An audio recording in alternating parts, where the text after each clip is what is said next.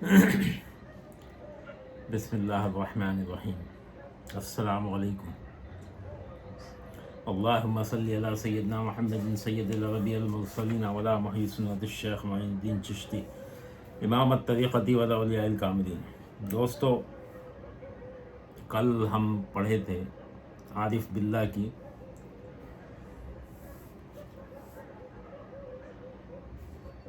کیا خصوصیات ہیں ان کے بارے میں۔ تھوڑا سا وہ کر دوں کیا، بند کروں اس کو، 25 پہ دوا ہو گیا، ٹھنڈ لگ رہی ہے۔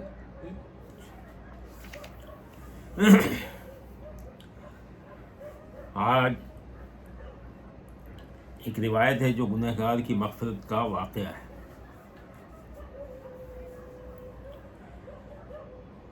حضرت فقی ابواللیث سمرقندی رحمۃ اللہ علیہ، امام زہری رحمۃ اللہ علیہ سے روایت کرتے ہیں کہ ایک روز حضور علیہ السلام کی خدمت میں حضرت عمر بن خطاب رضی اللہ عنہ روتے ہوئے حاضر ہوئے۔ حضور صلی اللہ علیہ وسلم نے فرمایا کہ عمر کیوں رو رہے ہو؟ تو حضرت سیدنا عمر فاروق رضی اللہ عنہ نے عرض کیا کہ یا رسول اللہ صلی اللہ علیہ وآلہ وسلم، دروازے پر رونے والے شخص نے میرا دل جلا دیا ہے۔ آپ صلی اللہ علیہ وسلم نے فرمایا کہ اے عمر، اسے میرے پاس لائیے۔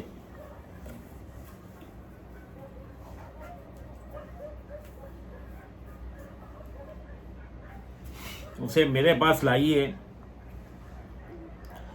وہ شخص روتے روتے بارگاہ نبوی صلی اللہ علیہ وسلم میں حاضر ہوا تو آپ صلی اللہ علیہ وسلم نے اس نوجوان سے فرمایا کہ آخر رونے کی کیا وجہ ہے؟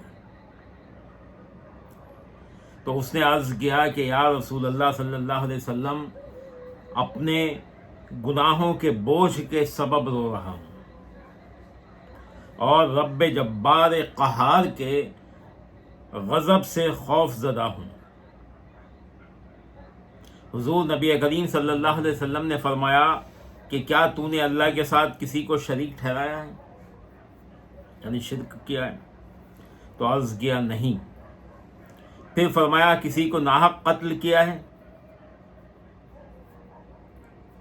عرض کیا یا رسول اللہ نہیں۔ پھر فرمایا بے شک اللہ تعالیٰ عز و جل تیرے گناہوں سے درگزر کرے گا، اگرچہ وہ 7 آسمانوں اور زمینوں پر بڑے پہاڑوں جیسے ہوں گے۔ اس نے عرض کیا کہ یا رسول اللہ صلی اللہ علیہ وسلم، میرا گناہ اس سے بھی بڑا ہے، 7 آسمانوں، زمینوں اور پہاڑوں سے بھی زیادہ بڑا ہے۔ آپ صلی اللہ علیہ وسلم نے کہا کہ تیرا گناہ کرسی سے بڑا ہے؟ کرسی، عرش و کرسی، کرسی سے بڑا ہے؟ اس نے عرض کیا ہاں۔ آپ صلی اللہ علیہ وسلم نے فرمایا کہ تیرا گناہ بڑا ہے یا عرش؟ تو اس نے عرض کیا کہ میرا گناہ بڑا ہے۔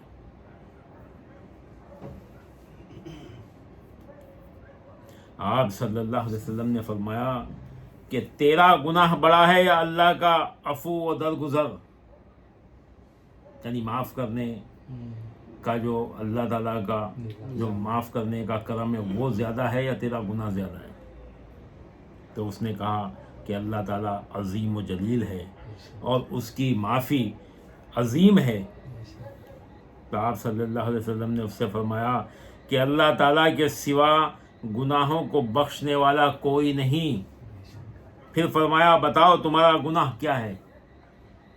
تو اس نے عرض کیا کہ یا رسول اللہ صلی اللہ علیہ وسلم، مجھے آپ صلی اللہ علیہ وسلم سے شرم آتی ہے، اپنا گناہ بتاتے ہوئے آپ سے شرم آتی ہے۔ آپ صلی اللہ علیہ وسلم نے پھر دریافت کیا تو اس نے عرض کیا کہ یا رسول اللہ صلی اللہ علیہ وسلم، میں 7 سال تک کفن چوری کرتا رہا ہوں۔ کفن چوری کا تم لوگ میں تو تصور بھی نہیں ہوگا، کیونکہ آج کل کفن چوریاں نہیں ہوتی ہیں، دکھتی ہے۔ اس زمانے میں کفن چوریاں ہوتی تھیں کہ کوئی جیسے ہی مردہ دفنایا جاتا تھا تو کفن چور انتظار میں ہوتے تھے قبرستان میں کہ وہ لوگ چلے جائیں، رات ہوئے اور وہ کفن چوری کر لیں. تو وہ 7 سال سے وہ کفن چور کر رہا ہے کہ میں 7 سال تک کفن چوری کرتا رہا، یہاں تک کہ انصار کی ایک لڑکی لقمہ اجل ہوئی. میں نے اس کی قبر کھود کر کفن نکالا، پھر میں نے چند قدم ہی اٹھائے تھے کہ شیطان لعین میرے نفس پر غالب آ گیا اور واپس آ کر میں نے اس سے زنا کیا. پھر میں چند قدم ہی چلا کہ وہ لڑکی سامنے کھڑی دیکھی. اس نے کہا، اے جوان، تجھ پر افسوس ہے کہ قیامت کے دن کے بدلہ دینے والے سے شرم و حیا نہیں کرتا. قیامت کے دن بدلہ دینے والے سے شرم و حیا نہیں کرتا، یعنی اللہ تعالیٰ سے شرم و حیا نہیں کرتا. جب اللہ تعالیٰ عز و جل عدل و انصاف کی کرسی پر بیٹھے گا اور ظالم سے مظلوم کا حق دلوایا جائے گا، تو نے مردوں کے جم غفیر میں مجھے ننگا کر دیا اور بارگاہ الہی میں مجھے جنبی کر کے کھڑا کر دیا. یعنی قبرستان میں اور بھی مردے ہیں، مردوں کے جم غفیر میں مجھے ننگا کر دیا ہے. کفن نکال لیا تو ننگا ہی ہو گیا نا، پھر تو ننگی ہو گئی وہ. اور بارگاہ الہی میں یعنی اللہ تعالیٰ کے سامنے مجھے جنبی کر دیا. اب وہ تو مردہ ہے، وہ تو غسل بھی نہیں لے سکتی. بارگاہ الہی میں مجھے جنبی کر کے کھڑا کر دیا. یہ سن کر نبی پاک صلی اللہ علیہ وسلم نے ایک مکہ مارا اور وہ مکہ کھا کر پیچھے کی طرف گر گیا. یعنی سرکار کو غصہ آ گیا. اللہ اکبر. پھر فرمایا، اے فاسق، تجھے دوزخ سے کوئی چیز محفوظ نہیں رکھ سکتی، میرے یہاں سے دور ہو جا. پس وہ شخص نکلا اور 40 روز تک بارگاہ خداوندی میں توبہ کرتا رہا. جب 40 راتیں مکمل ہو گئیں، یعنی کیسا غصہ دلایا ہوگا اس نے سرکار کو، کتنا عظیم اس نے گناہ کیا ہوگا. اسی لیے وہ کہتا ہے کہ کرسی اور عرش سے بھی بڑا ہے میرا، کہ سرکار کو بھی غصہ آ گیا. ایک تو مردے کا کفن چرانا، وہ بھی عورت کا کفن چرانا، اور پھر جب وہ اس کے ساتھ زنا کرنا، کتنا بڑا جرم ہے کہ سرکار کو بھی غصہ آ گیا. تو سرکار نے اس کو نکال دیا کہ اے فاسق، تجھے دوزخ سے کوئی چیز محفوظ نہیں رکھ سکتی، میرے ہاں سے دور ہو جا. پس وہ شخص نکلا اور 40 روز تک بارگاہ خداوندی میں توبہ کرتا رہا. جب 40 راتیں مکمل ہو گئیں تو اس نے آسمان کی طرف سر اٹھا کر عرض کیا کہ اے محمد صلی اللہ علیہ وسلم اور آدم و حوا علیہم السلام کے معبود، اگر تو نے میری مغفرت فرما دی ہے تو حضرت محمد صلی اللہ علیہ وسلم اور آپ کے صحابہ اکرام کو اس سے آگاہ کر دے، ورنہ آسمان سے آگ برسا جو مجھے جلائے اور مجھے آخرت کے عذاب سے خلاصی عطا فرما. بس حضرت جبرائیل علیہ السلام نے حضور اکرم صلی اللہ علیہ وسلم کی بارگاہ اقدس میں حاضر ہو کر سلام عرض کیا اور اللہ تعالیٰ عز و جل کا سلام پیش کیا. آپ صلی اللہ علیہ وسلم نے فرمایا کہ وہ ذات خود ہی سلام ہے، اس سے سلامتی ہے اور اسی کی جانب سلامتی ہے. حضرت جبرائیل علیہ السلام نے بارگاہ نبوی میں عرض کیا کہ کیا آپ صلی اللہ علیہ وسلم نے مخلوق تخلیق فرمائی ہے؟ تو حضور رسالت مآب صلی اللہ علیہ وسلم نے فرمایا کہ اللہ ہی نے مجھے اور آپ کو تخلیق فرمایا اور تمام مخلوق کو پیدا فرمایا. تو حضرت جبرائیل علیہ السلام نے عرض کیا کہ یا رسول اللہ صلی اللہ علیہ وسلم، اللہ تعالیٰ عز و جل فرماتا ہے کہ کیا ان کو روزی آپ دیتے تھے؟ فرمایا اللہ ہی سب کا روزی رساں ہے. تو عرض کیا کہ یا رسول اللہ صلی اللہ علیہ وسلم، اللہ عز و جل فرماتا ہے کہ کیا آپ ہی ان کی توبہ قبول فرماتے ہیں؟ فرمایا کہ میری اور ان سب کی اللہ عز و جل توبہ قبول فرماتا ہے. تب حضرت جبرائیل علیہ السلام نے عرض کی کہ اللہ تعالیٰ عز و جل فرماتا ہے کہ میرے بندے کی توبہ قبول فرمائیں، کیونکہ میں نے اس کی توبہ قبول فرمائی ہے، اس پر شفقت فرمائیں۔ تو حضور سید عالم صلی اللہ علیہ وسلم نے اس نوجوان کو بلا کر اسے توبہ قبول کرنے کی بشارت سنائی۔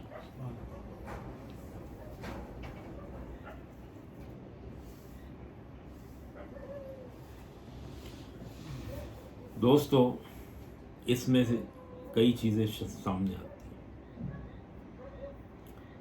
سب سے بڑی یہ کہ جو رحمت للعالمین ہیں، اگر ان کو غصہ آ جائے تو وہ گناہ کتنا بڑا ہوگا۔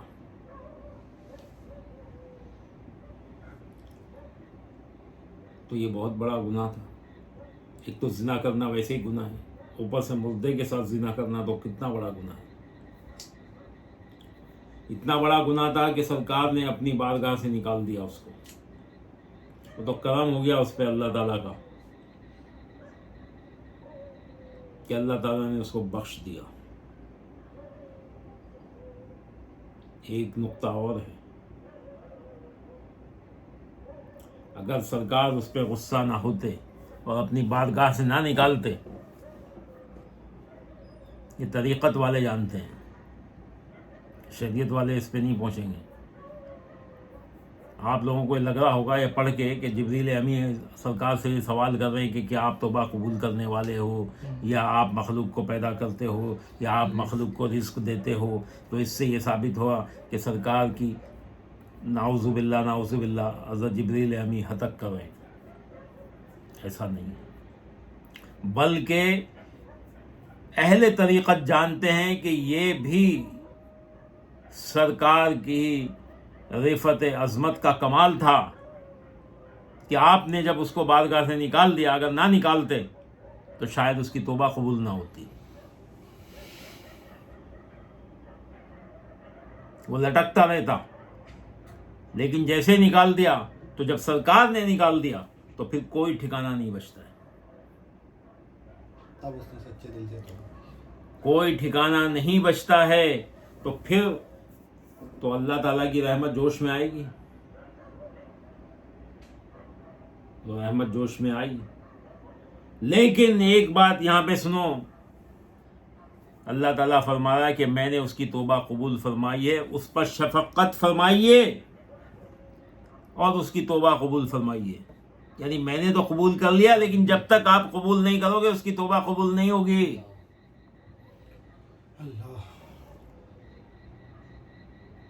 اب اہل حدیث اور وہابی اس چیز کو لے کے کہیں گے بھائی سرکار کو تو اتنا وہی نہیں ہے، تم سنی لوگ سرکار کو اتنا بڑھا دیتے ہو، ایسا کر دیتے ہو، ایسا کر دیتے ہو۔ یہاں تو جبریل امی یہ کہہ رہے ہیں، لیکن اس کا اگلا جو جملہ ہے وہ دیکھ آپ سمجھے کہ اللہ تعالیٰ نے جبریل امی کو بھیجا کہ آپ اس پہ کرم فرمائیے، شفقت فرمائیے، اس کی توبہ قبول فرمائیے۔ میں نے تو اس کو معاف کر دیا ہے۔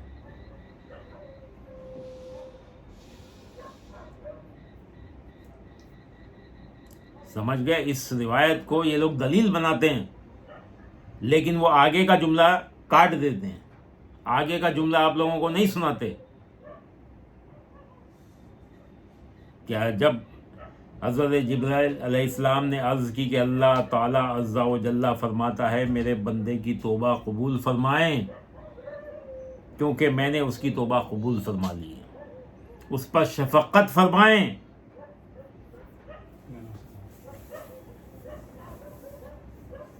جب تک سرکار شفقت نہ فرمائیں گے اللہ تعالیٰ اس کی توبہ قبول نہیں کرے گا۔ اس کا کیا معاصل ہوا ہی ہوگا، لیکن یہ لوگ آگے کی چیزیں اڑا دیتے ہیں۔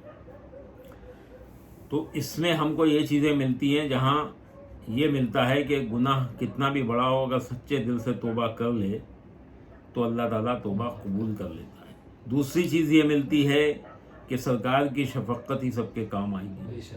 تیسری چیز یہ ملتی ہے کہ 40 دن کا جو نظام ہے اہل طریقت میں، چلہ کرتے ہیں، وظائف کرتے ہیں یا کچھ بھی کرتے ہیں، وہ لوگ کا ایک نظام ہوتا ہے 40 دن کا۔ تو 40 دن بڑی اہمیت رکھتے ہیں.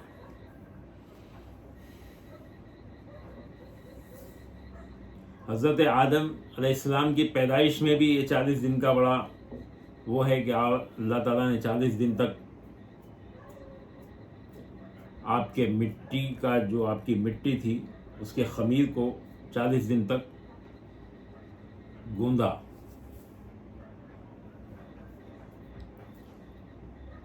تو وہاں سے جو 40 دن شروع ہوئے تو ہر چیز میں اب یہ شخص نے بھی 40 دن تک توبہ کی اور اس کے بعد اللہ تعالیٰ سے التجا کی.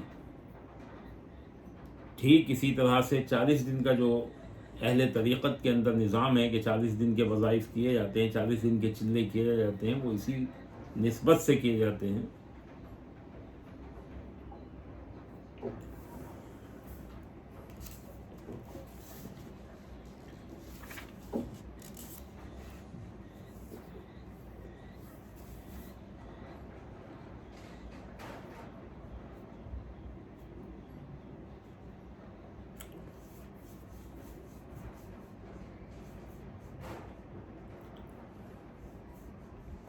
ایک آیت شریفہ ہے، یا ایھا الذین آمنوا توبوا الی اللہ توبۃ نصوحا، اے ایمان والو اللہ تعالیٰ عز و جل سے خالص توبہ کرو.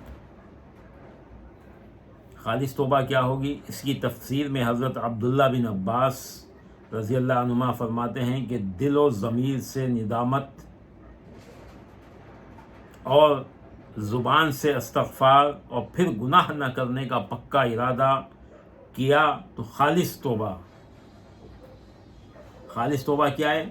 کہ ہمیں ندامت ہو اس گناہ پر جو ہم نے کیا کہ ہم نے بہت بڑا گناہ، جیسے یہ روتا تھا کہ سب اللہ کے سوا ساری چیزوں سے بڑا میرا گناہ ہے. یہ ندامت ہو، کبھی اپنے گناہ کو چھوٹا نہ سمجھے کہ یہ بہت بڑا میرا گناہ ہے، اور دل اور ضمیر اس ندامت پہ روئے اور زبان استغفار کرے،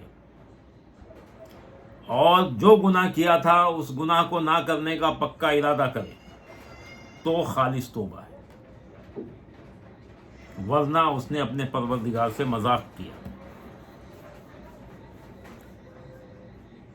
حضرت رابعہ بصری رحمۃ اللہ علیہا فرماتی ہیں کہ ہماری استغفار بہت زیادہ استغفار کی محتاج ہے. یعنی جب زبان سے مغفرت طلب کریں اور نیت دوبارہ گناہ کی ہو تو یہ خالص توبہ نہ ہوگی بلکہ جھوٹی توبہ ہوگی. تو ہماری یعنی یہ فرماتی ہیں حضرت رابعہ بصری کہ ہم استغفار جو پڑھتے ہیں نا اس کو بھی استغفار کی ضرورت ہے.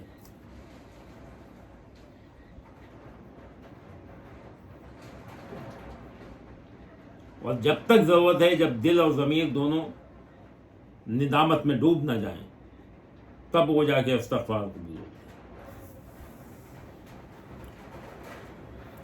خالص توبہ یہ ہے کہ زبان سے استغفار کی جائے اور دوبارہ گناہ نہ کرنے کا ارادہ ہو. جب اس طرح توبہ کی جائے گی تو اللہ عز و جل اس کے گناہ سے درگزر فرما دے گا، چاہے وہ کتنے ہی بڑے کیوں نہ ہوں، کیونکہ اللہ عز و جل اپنے بندوں سے درگزر فرمانے والا اور نہایت مہربان ہے. اب ایک روایت اور بیان کرتا ہوں کہ بنی اسرائیل میں ایک بادشاہ تھا. کسی نے اس کے سامنے کسی ایک عابد کی تعریف کی تو اس نے اس کو بلوا کر اپنے پاس رہنے کی اسے درخواست کی کہ میرے پاس آ کے رہو. عابد نے بادشاہ سے کہا کہ آپ نے جو کیا ہے وہ تو اچھا ہے، لیکن اگر کسی دن اپنے گھر میں آ کر مجھے اپنی لونڈی کے ساتھ لعب و لعب کرتے دیکھے تو کیا کرے گا؟ یعنی مجھے اپنے گھر میں دعوت دے رہا ہے، لیکن اگر میں کسی دن تو دیکھے کہ میں تیری لونڈی کے ساتھ پیار و محبت کی باتیں کر رہا ہوں، لعب و لعب کر رہا ہوں. میں نے پیار محبت اس لیے کہا کہ لعب و لعب کا مطلب ہے، اس کا مطلب ہوتا ہے کھیل تماشا. تو کھیل تماشا وہ ہوتا ہے، اس طرح سے بتایا. ابھی یہاں پہ ان الفاظ کا میں استعمال نہیں کر سکتا ہوں کہ زنا کرنے سے پہلے آدمی कुछ प्यार मोहब्बत जताता है। तो अब अगर तू इस हालत में मुझे देखे तो तू क्या करेगा? तो बादशाह ने गज़बनाक होकर कहा कि ऐ फाजिर, यानी गुनाहगार, क्या तू मेरे यहाँ ऐसी जुरात कर सकता है? एक बादशाह के यहाँ मेरी लौंडी से ऐसी जुरात कर सकता है? लौंडी ऐसी होती थी, यानी उसको सिर्फ बादशाह ही हाथ लगा सकता था और कोई नहीं।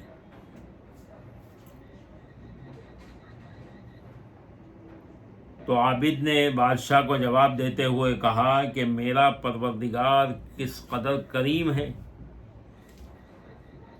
अगर वो मेरे 70 गुनाह भी एक दिन में देखता है तो फिर भी गज़बनाक नहीं होता,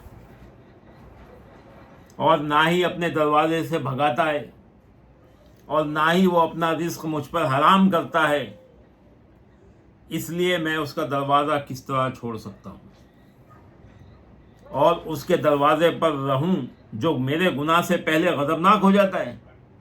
अगर वो मेरा जुर्म देख ले तो न जाने क्या करे, क्या सलूक करे।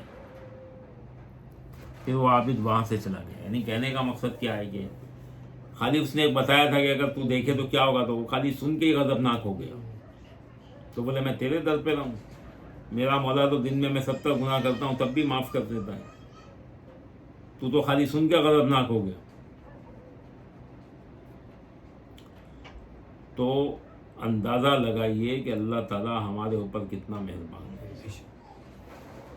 ये जो हमारे कंधों पे फरिश्ते बैठे हैं, ये फजर की नमाज के बाद और मगरिब की नमाज के बाद जब इनकी ड्यूटियाँ चेंज होती हैं तो ये ऊपर जाते हैं। फजर के वक्त जो आते हैं वो मगरिब के बाद ऊपर जाते हैं। जब ये ऊपर जाते हैं तो क्या ले जाके बताते होंगे? हमारे गुनाह।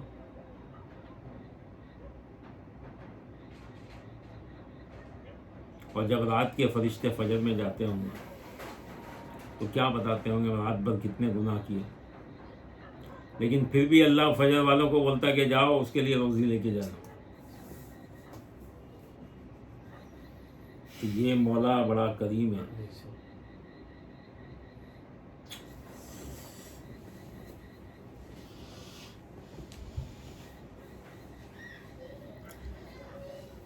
हज़रत फ़क़ीह अबुल्लैथ समरकंदी फरमाते हैं कि गुनाह की 2 किस्में हैं। एक वो जो बंदा और दूसरे बंदों के दरमियान है, और दूसरा वो जो बंदों और खुदा के दरमियान है। बंदा और अल्लाह के माबैन यानी हुकूक अल्लाह के गुनाह की तौबा, ज़ुबान से इस्तग़फ़ार, दिल और ज़मीर की निदामत और दोबारा गुनाह न करने का अहद है। ऐसी तौबा करने वाले की जगह अपनी जगह से उठने से पहले तौबा कबूल हो जाती है, और अगर उसने फ़राइज़ को तर्क किया तो उसकी तौबा उसे कोई फ़ायदा नहीं देगी जब तक वो फ़राइज़ क़ज़ा करके निदामत और तौबा ना करे। और बंदे के दरमियान यानी हुकूकुल इबाद की तौबा उस वक्त तक फ़ायदा ना देगी जब तक कि वो बंदे को राज़ी ना करे या उससे हक़ माफ़ ना करवा ले और हक़ वाला उसे माफ़ कर दे। बुनियादी उसूल ये है कि 2 तरह के गुनाह हैं। एक वो गुनाह जो हुकूक अल्लाह के हैं, एक वो गुनाह जो हुकूकुल इबाद के हैं।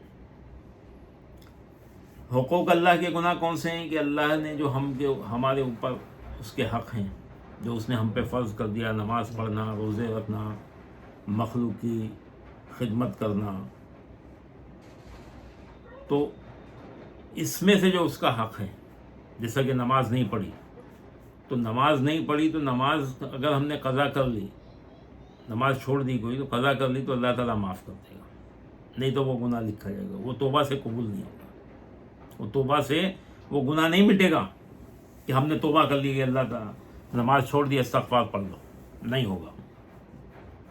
उसके लिए नमाज के लिए अगर ज़ोहर की नमाज छूटी है तो क़ज़ा करनी पड़ेगी।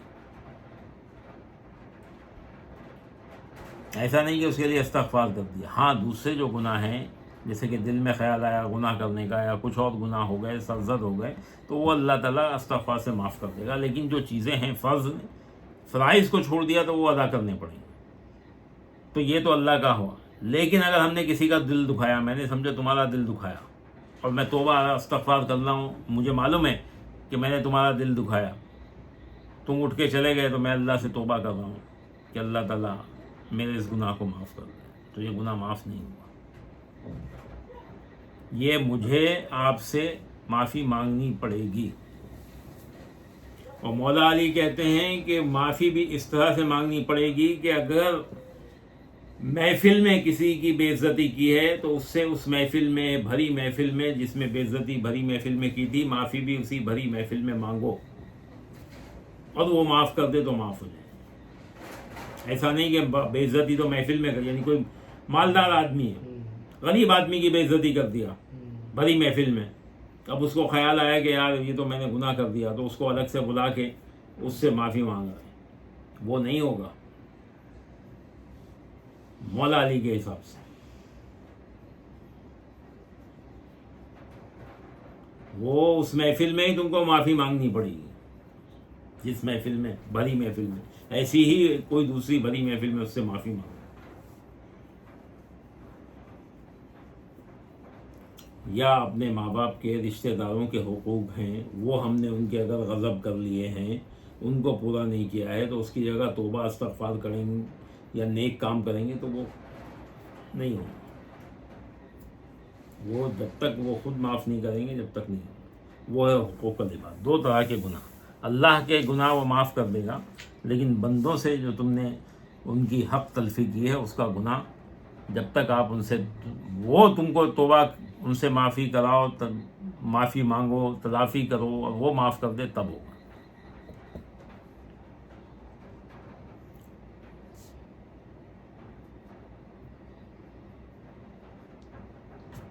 بعض تابعین سے روایت ہے کہ انہوں نے فرمایا کہ گناہ گار اپنی معصیت پر, یعنی اپنے گناہوں پر دائمی طور پر ندامت و استغفار کرتا رہتا ہے, یہاں تک کہ اس کی بخشش ہو جاتی ہے. یعنی اگر کنٹینیوٹی سے توبہ استغفار کرتا رہے اپنے گناہوں پر, تو اس کی اللہ تعالیٰ بخشش کر دیتا ہے.